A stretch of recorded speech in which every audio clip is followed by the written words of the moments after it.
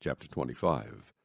Now when Festus had come to the province, after 3 days he went up from Caesarea to Jerusalem. Then the high priest and the chief men of the Jews informed him against Paul, and they petitioned him, asking a favor against him, that he would summon him to Jerusalem, while they lay in ambush along the road to kill him. But Festus answered that Paul should be kept at Caesarea, and that he himself was going there shortly. Therefore, he said, let those who have authority among you go down with me and accuse this man, to see if there is any fault in him. And when he had remained among them more than 10 days, he went down to Caesarea.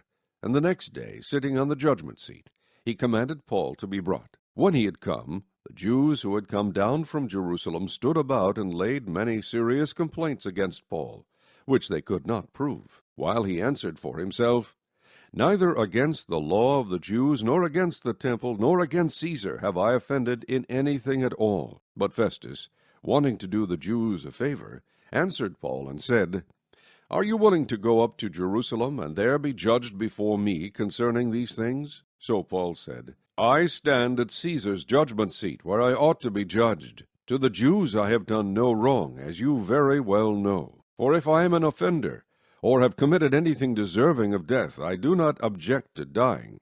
But if there is nothing in these things of which these men accuse me, no one can deliver me to them. I appeal to Caesar. Then Festus, when he had conferred with the council, answered, you have appealed to Caesar. To Caesar you shall go. And after some days King Agrippa and Bernice came to Caesarea to greet Festus. When they had been there many days, Festus laid Paul's case before the king, saying, there is a certain man left a prisoner by Felix, about whom the chief priest and the elders of the Jews informed me when I was in Jerusalem, asking for a judgment against him. To them I answered, it is not the custom of the Romans to deliver any man to destruction before the accused meets the accusers face to face, and has opportunity to answer for himself concerning the charge against him. Therefore, when they had come together, without any delay, the next day I sat on the judgment seat, and commanded the man to be brought in. When the accusers stood up, they brought no accusation against him of such things as I supposed, but had some questions against him about their own religion, and about a certain Jesus who had died, whom Paul affirmed to be alive. And because I was uncertain of such questions, I asked whether he was willing to go to Jerusalem,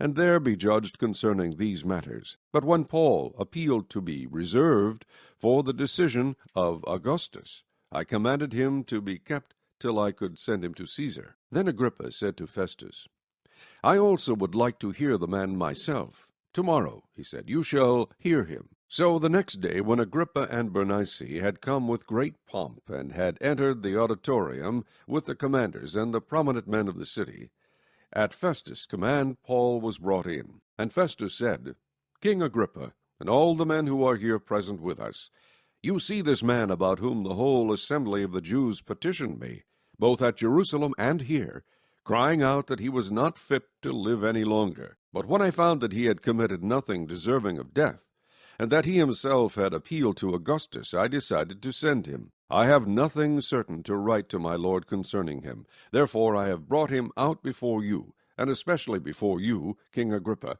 so that after the examination has taken place I may have something to write. For it seems to me unreasonable to send a prisoner and not to specify the charges against him.